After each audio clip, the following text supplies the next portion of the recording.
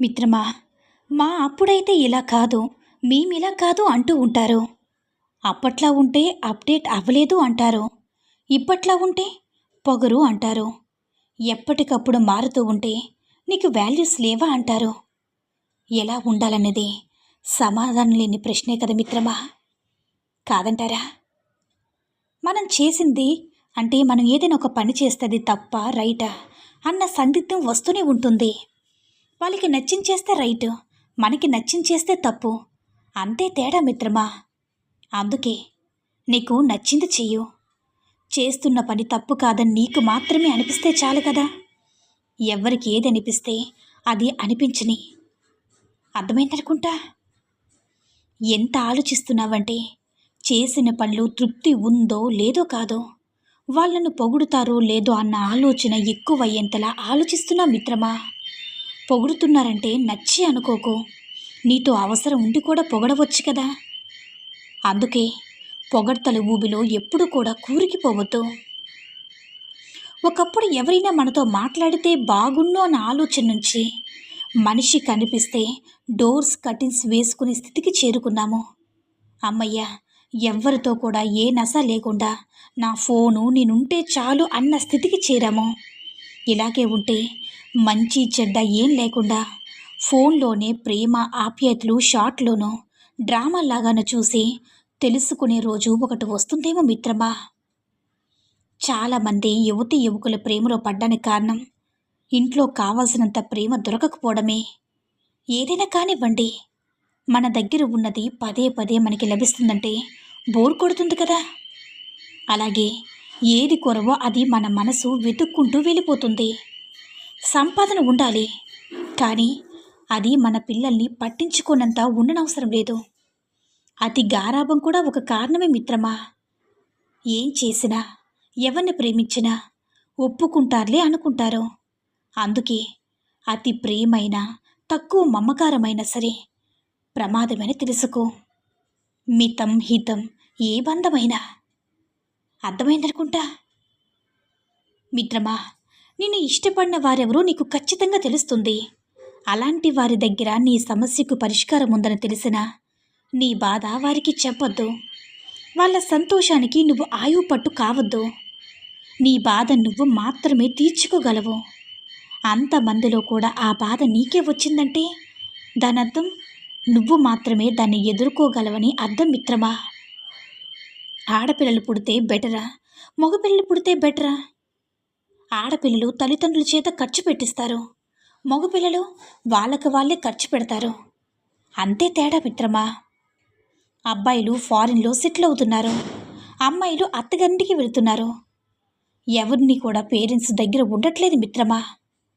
అవసరానికి లేని పిల్లలు ఆడైనా మగైనా ఒక్కటే కదా. అర్థమైందనుకుంటా. పెళ్ళికి ముందు ప్రతి అబ్బాయి కోరిక ఒక చిన్న ఇల్లు, చక్కటి పెళ్ళం, మంత్కి మూవీ, ఎప్పుడోసారి ట్రిప్స్, చిన్నపాటి గొడవలు, టైమ్లెస్ లవ్ అని అనుకుంటారు. కానీ పెళ్ళయ్యాక నా భార్య ఆ అమ్మాయిలో ఉంటే ఎంత బాగుండేదో అనుకుంటారు కదా మిత్రమా చాలామంది. కొన్ని బంధాలు వదిలేసుకుంటే బాగుండు అనిపిస్తుంది, కానీ అంత తేలిగ్గా వదిలిపెట్టలే మిత్రమా. అది వాళ్ళు చూపించే గొప్ప ప్రేమ కోసం కాదు. నేను మనసు పంచుకున్న బంధం కదా, నేను తెంపుకోలేక అంతే. సాఫ్ట్వేర్ ఎంప్లాయ్ ప్యాకేజీ కోసం జీవితాన్ని తాకట్టు పెట్టాలి. ల్యాప్టాపే లవర్గా బ్రతకాలి. శాలరీ వస్తుంది, ఈఎంఐతో వెళ్ళిపోతుంది. సాటర్డే సండే సగం నిద్రలోనే గడిచిపోతుంది. మళ్ళీ మండే వస్తుంది. మాన్స్టార్లా పైన పటారం లోపల లటారం అన్నట్టుగానే ఉంటుంది మిత్రమా. చేసిన పొరపాటుని అనుక్షణం తలుచుకుంటూ నలిగిపోకు. 10 మందికి తెలిసేలా ప్రవర్తించద్దు. నువ్వు మారే ఆస్కారం కూడా ఇవ్వరు మిత్రమా.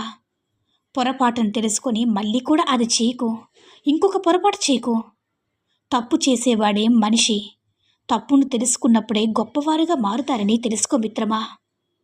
డబ్బులు బాగా సంపాదించాలన్న కోరిక సహజమే, కానీ 2 పడవల మీద కాలేస్తే పడిపోతావు.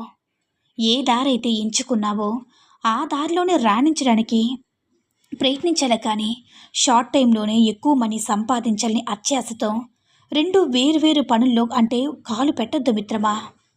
ఆశ మనిషిని నడిపిస్తే దురాశ నాశనానికే దారి తీస్తుంది. మిత్రమా, నువ్వు ప్రేమగా ఉన్నంతసేపే నీతో అవతల వారు ప్రేమగా ఉంటే అది ప్రేమ కానే కాదు కదా. మనతో అవసరం మాత్రమే. అవసరం వేరు, ప్రేమ వేరు మిత్రమా. అలాంటి ప్రేమ ఉన్న ఒకటే, లేకపోయినా ఒకటేని తెలుసుకో.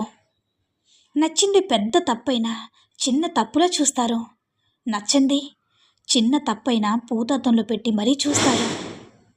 మన గురించి ఎవరైనా సరే చెడుగా అనుకుంటే అప్పుడు నిన్ను నువ్వు నిరూపించుకోవడానికి ప్రయత్నించుకో. వాళ్ళకి అనుగుణంగా ఏదైనా పని చెయ్యు. నీ అంత మంచోడు లేడని భజన చేస్తారు. ఎందుకంటే నరం లేని నాలుక ఏమైనా మాట్లాడగలదు. నువ్వేంటో నీకు తెలిస్తే చాలు మిత్రమా. నీ భార్యని 10 మందిలో తిడితే నువ్వు హీరో అవ్వచ్చు. మహా అయితే కంట్రోల్లో పెట్టావని పొగుడుతారు. గుర్తుపెట్టుకో మిత్రమా. వేరే వాళ్లకు ఆమెను చులకన చేసే అవకాశం నువ్వే ఇస్తున్నావని గుర్తుపెట్టుకో. ఒక పని చేసినప్పుడు అది బాగుంటే మెచ్చుకునేవారు ఎవ్వరూ ఉండరు. అదే పని బాగోలేకపోతే మాత్రం విమర్శించడానికి మాత్రం నేను ముందు అంటారు. అందుకే పొగళ్ళేదని కృంగిపోకు. విమర్శించాలని చతికిల పడకు. పొగిడితే అంతటితోనే ఆగిపోతా మిత్రమా. విమర్శతోనే కసి పెరిగి ఎదగడానికి చూస్తావు. ఒకప్పుడు నీతో ఎంత ప్రేమగా ఉండేవారో సడన్గా మారిపోయారనుకుంటున్నాము.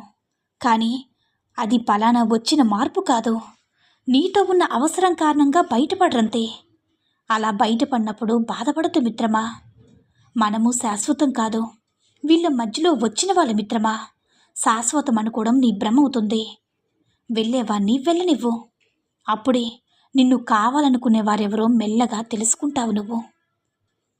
చాలామందికి ఓ ఆరాట ఉంటుంది. వాళ్ళు నా గురించి ఏమనుకుంటున్నారో అని. తెలుసుకుని ఏం చేస్తా చెప్పు. ఎంత తపస్సు చేసినా నీపై ఉన్న అభిప్రాయాన్ని మార్చలేవు కదా. 365 రోజులు నీ గురించే మాట్లాడడానికి నువ్వు సెలబ్రిటీ కాదు కదా. వాళ్ళకి పనుండవా చెప్పు. ఎవ్వరేమనుకున్నా అందుకే పట్టించుకోకు మిత్రమా. నిన్ను నువ్వు ఉద్ధరించుకోవడానికి పుట్టావు, కానీ వేరే వారి ఆలోచనకి రూపంగా బ్రతకడానికి కాదు. నువ్వు గెలవాలంటే ప్రపంచాన్ని గెలవాల్సిన అవసరం లేదు. నీ బలహీనతను గెలిస్తే చాలు. ఆ ప్రపంచమే నిన్ను గుర్తిస్తుంది. ఎప్పుడైనా ఒకటి గుర్తుపెట్టుకో మిత్రమా. ఆధారపడ్డం అలవాటు చేసుకుంటే ఆలోచించే శక్తి కోల్పోతావు. ఒకరు నిన్ను అడ్వైస్ ఇస్తున్నారంటే వాళ్ళ లైఫ్లో ఎదుర్కొన్న ప్రాబ్లమ్స్ అయినా అయ్యుండొచ్చు, చూసిన ఎక్స్పీరియన్స్ అయినా అయ్యుండొచ్చు మిత్రమా. కాబట్టి ఎవరు ఎందుకు చెప్తున్నారో కాస్త ఆలోచించి గమనించు. గుర్తుపెట్టుకో మిత్రమా. ఒక ఆడది మగాణ్ణి నమ్మిందంటే ప్రాణం ఇచ్చేంతగా నమ్ముతుంది. అదే ఒకవేళ ఒక ఆడది మగాణ్ణి నమ్మించాలని చూస్తే అది కనిపెట్టడానికి మగాడి జీవితమే సరిపోదు. కాదంటారా? ఈ సూక్తుల్లో ఏ సూక్తి నచ్చిందో కామెంట్ చేయండి. మరిన్ని వీడియోస్ కోసం మన ఛానల్ని సబ్స్క్రైబ్ చేసుకుని మాకు మరింతగా సపోర్ట్ చేయండి. ధన్యవాదములు.